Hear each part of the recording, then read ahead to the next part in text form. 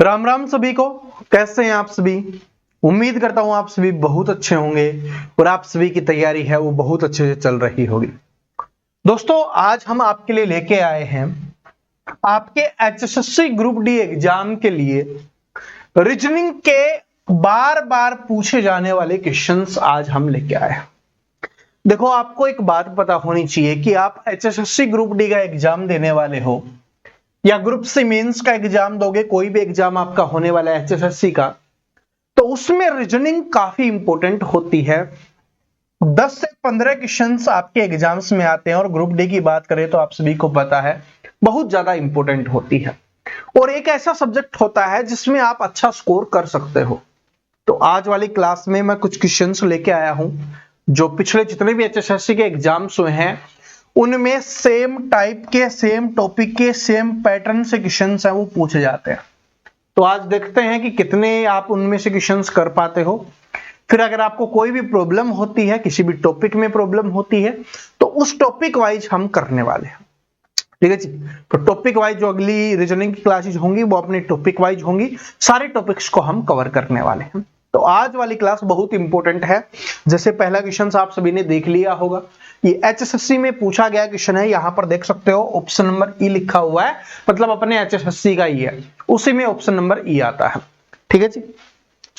तो क्वेश्चन क्या है कि एक तस्वीर की ओर इशारा करते हुए एक आदमी अपने दोस्त से कहता है कि वह मेरे पिता की पत्नी के इकलौते बेटे की बेटी है। तस्वीर वाली लड़की से उस आदमी का संबंध क्या है?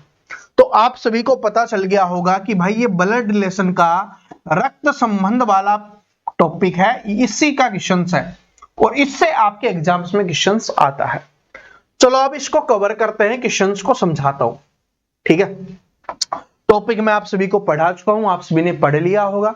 जिसने नहीं पढ़ा, इस टॉपिक का लिंक है वो डिस्क्रिप्शन में मिल जाएगा, क्लास के बाद है वो जरूर देख लेना। ठीक है जी। चलो, एक तस्वीर की ओर इशारा करते हुए, इसका मतलब है ये कोई तस्वीर है और इसकी तरफ इशारा किया जा रहा है, इस तस्वीर की तरफ इशारा किया जा रहा है और इशारा करके क्या बोला जा रहा है कि वह मेरे पिता की पत्नी, वह मेरे, मतलब जो आदमी यहां पर व्यक्ति है वो कह रहा है कि वह मेरे, यानी इसके बारे में बात कर रहा है कि वह मेरे, यानी इसके पिता की पत्नी। अब इसके पिता कौन होंगे? इससे ऊपर वाली जनरेशन में कौन आ जाएंगे? इसके पिता। और इसके पिता की पत्नी कौन हो जाएगी? इसकी माता जी हो जाएंगी। मेरे पिता की पत्नी के इकलौते बेटे की बेटी है। तो देखो, इसके पिताजी हो गए, पिताजी की पत्नी कौन होगी? इसकी माताजी। और इसकी माताजी के इकलौता बेटा कौन हो जाएगा? अगर इकलौते की बात कर रहा है तो ये खुद ही हो जाएगा। ठीक है, ये क्या हो जाएगा भाई? खुद ही हो जाएगा। तो अब आपको बताना है कि इकलौते बेटे की बेटी, इसकी बेटी की बात हो रही है, खुद की बेटी की बात कर रहा है ये। तो यहां पर हमें क्या बताना है? तस्वीर वाली लड़की से उस आदमी का क्या संबंध होगा? लड़की की बात कर रहा है तो लड़की क्या होगी भाई? उसकी पुत्री होगी, या आप बोल सकते हो उस व्यक्ति की क्या हो जाएगी? बेटी हो जाएगी। ठीक है जी। या अगर पूछा जाए कि उससे तस्वीर वाली लड़की का इस आदमी से क्या संबंध है, तो ये आदमी क्या हो जाएगा? उसका पिताजी हो जाएगा। ठीक है जी, फादर साहब हो जाएंगे। तो यहां पर क्या हो जाएगा? उसकी बेटी हो जाएगी, क्योंकि हमसे पूछा है कि तस्वीर वाली लड़की का उस आदमी से, तो लड़की का पूछा है, तो लड़की क्या होगी भाई? बेटी होगी या पुत्री। ठीक है, ऑप्शन में बेटी लिख दे, पुत्री लिख दे, डॉटर लिख दे, सभी का मतलब एक ही होता है। समझ में आ गया? तो ऐसे आपको करना है। टॉपिक्स आपने पढ़ रखा होगा तो आराम से आप सभी ने कर लिया होगा। और यहां से फिक्स एक क्वेश्चन आएगा ही, जिसने टॉपिक नहीं पढ़ा पढ़ लेना, लिंक डिस्क्रिप्शन में मिल जाएगा। आगे बढ़ते हैं, अगला क्वेश्चन देखिए, यहां से भी आपके एग्जाम्स में क्वेश्चन है वो आता है और ये भी आया हुआ ही क्वेश्चन है। देखिए क्या है कि निम्नलिखित में से कौन सा आरेख हाथियों, भेड़ियों और जानवरों को सही प्रतिनिधित्व करता है? ये क्वेश्चंस देखिए बहुत आसान होते हैं, बिल्कुल इजी क्वेश्चंस होते हैं, बिल्कुल आराम से आप इन क्वेश्चंस को सोल्व कर सकते हो। बस थोड़ा सा दिमाग का इस्तेमाल करना है। इसमें 3 आपको बताया गया है। एक तो हाथी के बारे में बात कर रहा है, दूसरा भेड़िए के बारे में बात कर रहा है और तीसरा जानवरों के बारे में बात कर रहा है। तो हाथी और भेड़िए क्या होते हैं, जानवर होते हैं, दोनों अलग अलग होते हैं। तो इसका मतलब एक गोला क्या हो जाएगा, ये आपका गोला हो जाएगा किसका भाई, जानवर का, यानी इसमें जानवरों का गोला हो गया। इसी के अंदर आपका भेड़िया आ जाएगा और इसी के अंदर आपका क्या हो जाएगा, हाथी हो जाएगा। और दोनों अलग अलग हैं तो दोनों के बीच में कोई संबंध नहीं होगा। ये जिसमें दिया हुआ है ये आपका आंसर हो जाएगा। इतना आसान क्वेश्चन होता है। इतने आसान क्वेश्चन को करते ही आपके चेहरे पे क्या आ जानी चाहिए, अब स्माइल आ जानी चाहिए। समझ में आ गया सभी को कैसे आपको करना है, किस तरीके से इसका इस्तेमाल करना है। ठीक है, जो दिया हुआ हो 3 देगा या मैक्सिमम 4 देगा, उनको आपको देखना है कैसे है, सेम है, अलग है, ये सारी चीजें आपको देखनी होती है। टेंशन मतलब सारे टॉपिक्स में कवर करवाने वाला।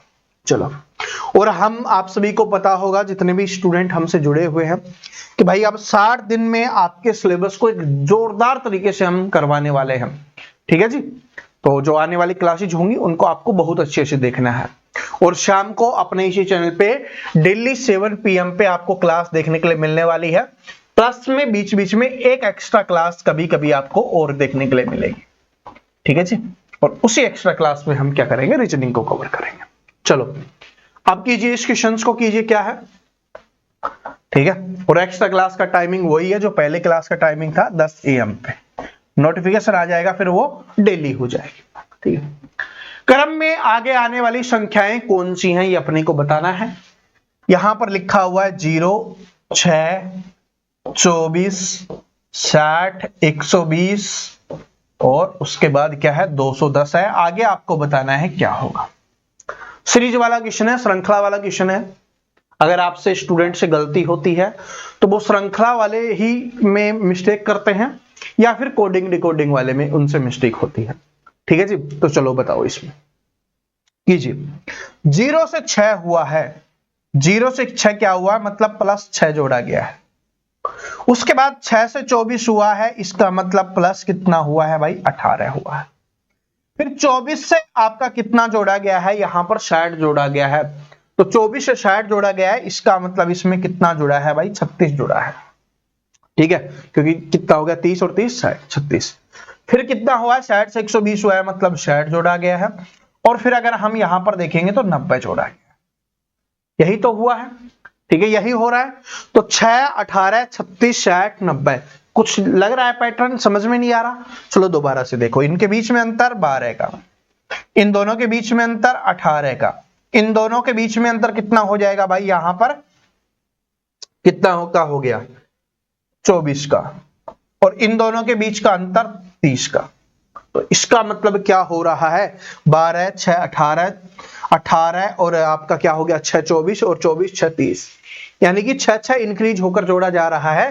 तो यहां पर क्या जुड़ेगा 36, तो इसमें 36 जोड़ोगे तो कितना हो जाएगा 126, और 126 को इसमें जोड़ोगे तो कितना हो जाएगा 336 हो जाएगा।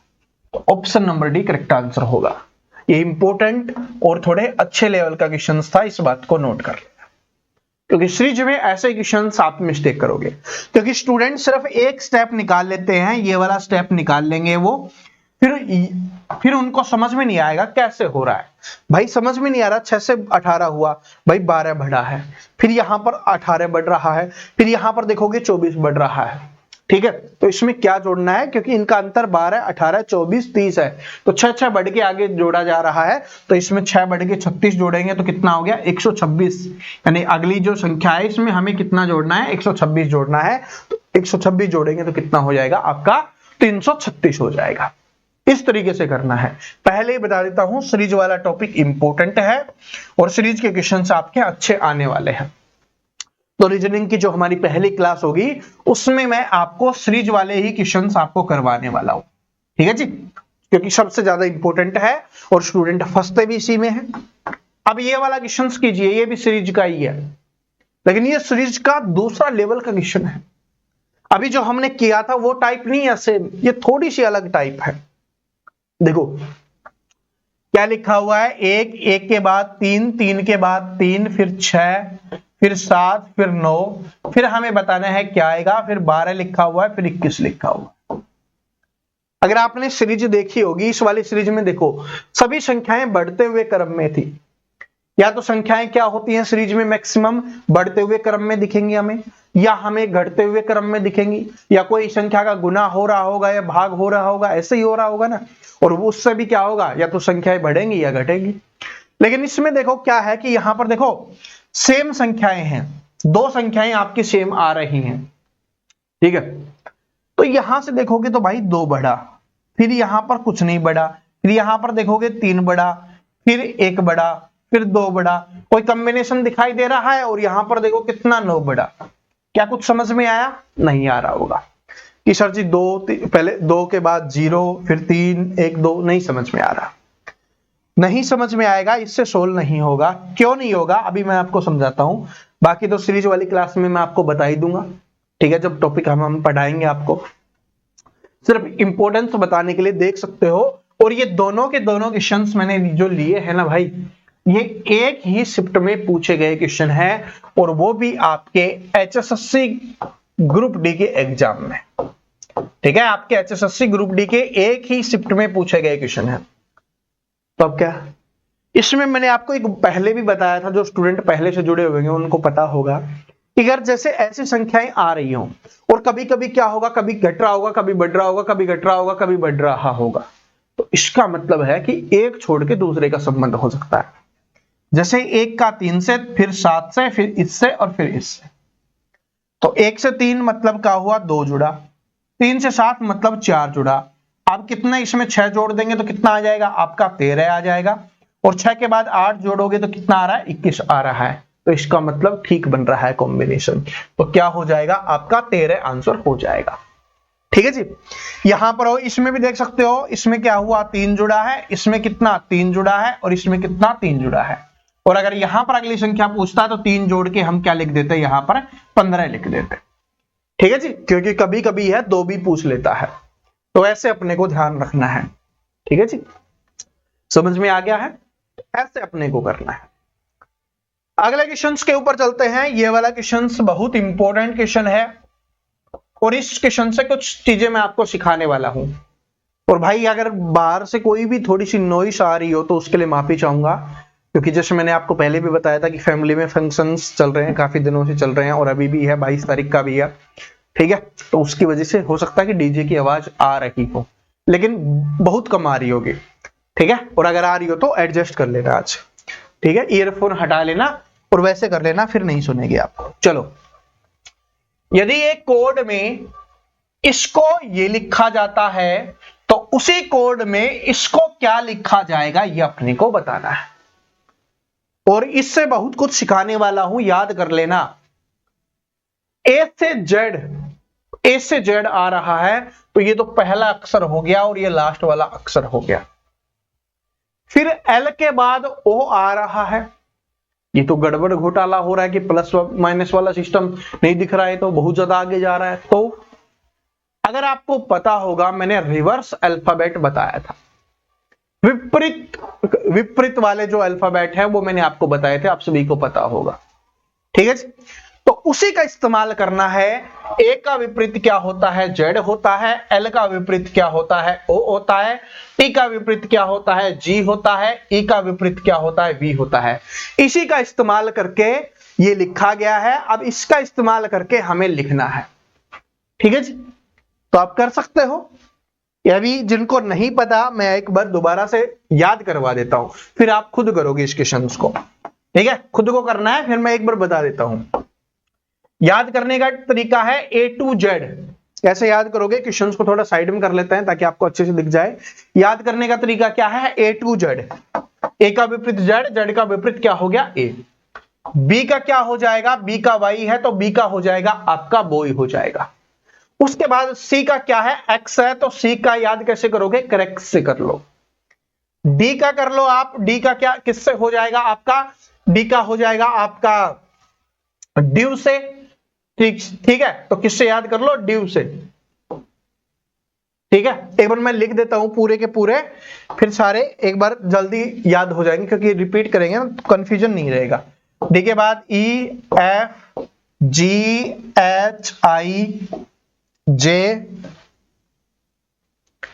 उसके बाद क्या है भाई, K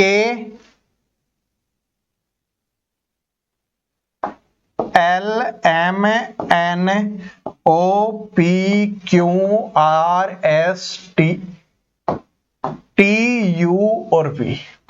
ठीक है जी, चलो अब याद करवा देते फटाक देसी, याद कर लो, जल्दी से याद करो। A to Z बॉय से याद करो, BY का बॉय हो गया, करेक्स का क्या होगा, C का X और X का C, ड्यू हो जाएगा, ड्यू आप पीते रहते हो तो DW का क्या हो जाएगा, ड्यू। EV का कैसे याद करोगे, EV आप सभी को चल रहा है, इलेक्ट्रिक व्हीकल चल रहे हैं तो EV याद कर सकते हो, इवनिंग से याद कर सकते हो, लेकिन EV बेस्ट रहेगा क्योंकि EV गाड़ियां चल रही है तो EV। FU का क्या हो जाएगा आपका, फन से हो जाएगा, GT हो जाएगा, GT रोड हो जाएगा। ठीक है, उसके बाद हनी सिंह या हाई स्कूल आप याद कर सकते हो, इंडियन रेलवे, इंडियन रुपीज, ठीक है, और गुलाम बेगम, ठीक है, जैक और क्वीन। उसके बाद कपिल शर्मा, कपिल देव, जो भी आप याद करना चाहो, केपी का या पीके प्रवीण कटारिया। ठीक है जी, उसके बाद LO का क्या हो जाएगा, लोयन हो जाएगा, और MN का क्या हो जाएगा, मैन हो जाएगा। इस तरीके से आप रिवर्स अल्फाबेट याद कर सकते हैं। ठीक है जी, अब सभी को याद हो गया तो अब इसका आंसर कीजिए, अब इसका आंसर कीजिए सभी स्टूडेंट का आंसर आ जाना चाहिए। मैं आपको 1 मिनट का टाइम दे रहा हूं, 1 मिनट का भी नहीं, 30 सेकंड का टाइम आपको मिलेगा। 30 सेकंड के अंदर अंदर आप इसका आंसर कीजिए, 30 सेकंड के अंदर अंदर आंसर कीजिए भाई। ठीक है, कमेंट कीजिए आंसर, सभी स्टूडेंट आंसर कमेंट करेंगे 30 सेकंड के अंदर अंदर। बिल्कुल आसान है, आपको किसका बताना है, रिलेटेड का बताना है कि इसका क्या होगा। अरे आर का क्या बताया था, सोचो, फिर तो मैं तो समझाने वाला ही हूं, किस तरीके से याद करवाया था उसी का इस्तेमाल करो। ठीक है जी, चलो खत्म करते हैं इसको।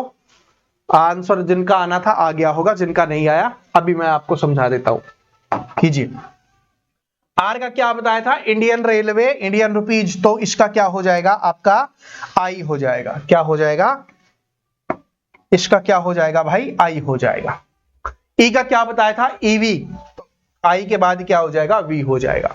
उसके बाद एल का क्या बताया था, लोयन, तो इसका क्या हो जाएगा, ओ हो जाएगा।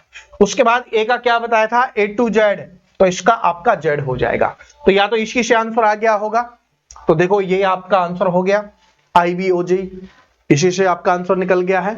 नहीं भाई इसमें भी है, ठीक है, इसमें भी है, तो ये और ये तो नहीं हो सकता, इन दोनों में से कोई भी आपका आंसर हो सकता है। जी भी आगे अभी कंप्लीट कर लेते हैं, फिर आपको पता ही चल जाएगा। टी का क्या बताया था, GT रोड, तो जी लिख दो।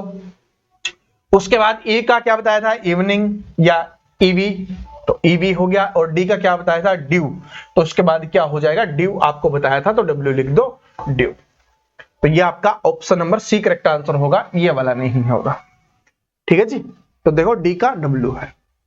तो याद हो गया, इस तरीके से आपको इस्तेमाल करना है और आराम से आंसर निकाल देना है। तो ये लिख लेना, ठीक है, एक बार आप इसका खुद रिवीजन कर लेना, दोबारा से करवा देता हूं। A to Z, boy, cracks, dew, EV, fun, GT road, Honey Singh, Indian railways, और गुलाम बेगम या जैक क्वीन, कपिल देव, और उसके बाद लोयन और मैन। इस तरीके से आप रिवर्स अल्फाबेट याद कर सकते हो। ठीक है, आज इसको जल्दी खत्म करना पड़ेगा, ठीक है, बाहर से बहुत ज्यादा शोर आ रहा है। ठीक है, तो चलो इस क्वेश्चन को देखते हैं, इसको कीजिए आप। एक निश्चित कोड में सिक्किम को ये लिखा जाता है, तो ट्रेंडिंग को क्या लिखा जाएगा ये आपको बताना है।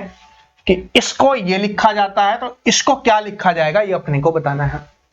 और ये दोनों के दोनों क्वेश्चन है ना भाई, ये वाला देखो आप सभी को पता है, ठीक है, कोडिंग डिकोडिंग का है ये भी और ये भी। तो ये भी दोनों एक ही शिफ्ट में पूछे गए थे आपके HSSC ग्रुप डी के एग्जाम में। तो कोडिंग डिकोडिंग से भी देख लो, 2 क्वेश्चंस आपको दिखे हैं, एक ही शिफ्ट में आए हैं। और अगर बात करें आपके सीरीज से भी 2 क्वेश्चंस आए हैं। तो सबसे पहले हम पढ़ेंगे सीरीज और उसके बाद फिर कोडिंग डिकोडिंग पढ़ने वाले हैं। ठीक है, तो कीजिए आप सभी इसका आंसर कीजिए, सभी स्टूडेंट इसका आंसर करेंगे, जल्दी से इसका आंसर निकालिए। एस का क्या लिखा हुआ है, टी लिखा हुआ है, इसका मतलब +1 हुआ है। आई का H लिखा हुआ है, इसका मतलब -1 हुआ है। के का L लिखा हुआ है, +1 लिखा है। के का J लिखा गया है, -1। तो यानी +1 -1 +1 -1, तो +1 -1 +1 -1 करके लिखा गया है। तो इसका भी क्या करना है आप सभी को, +1 -1 +1 -1 करना है और आप सभी को आंसर कमेंट करके बताना है। ठीक है, या तो ये पूरे के पूरा लिख देना, वरना कमेंट में आप ऑप्शन लिख सकते हो। तरीका मैंने समझा दिया है, बाकी मैं कोई भी डाउट है तो मैं आपको क्या है क्लास तो करवाऊंगा ये अगली, उसमें मैं क्वेश्चंस को समझा दूंगा। अगर कोई भी डाउट हो तो कमेंट करके बता देना।